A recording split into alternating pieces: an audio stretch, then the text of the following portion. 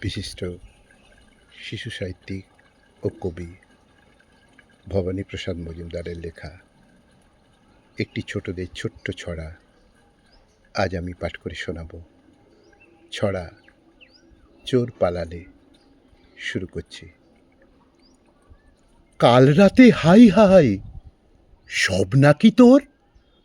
চুরি করে নিয়ে গেছে কটা পাজি চোর। তবু তুই হেসে হেসে বেমালুম অক্লেশে গলা ছেড়ে গান গাস না হতেই ভোর। চুরির শোকে কি মাথা বিগড়ালো জোর? আরে দাদা শোনো শোনো, হাসি কি সাধে, চোরেদের কথা ভেবে প্রাণ যে কাঁদে। আসতে হবেই রাতে, ওরা তো আমারই হাতে, যাবে কোথা? বাবাজিরা পড়েছে ফাঁদে, ঠকে গেল চোরগুলো, হাসি কি সাধে। আরে বেটা চুরি করে কোথায় যাবি? এতক্ষণে ছুঁচোগুলো খাচ্ছে খাবি।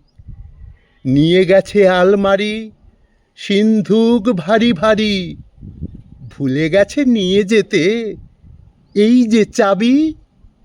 আবার আসতে হবে, কোথা পালাবি? ভুলে গেছে নিয়ে যেতে এই যে চাবি।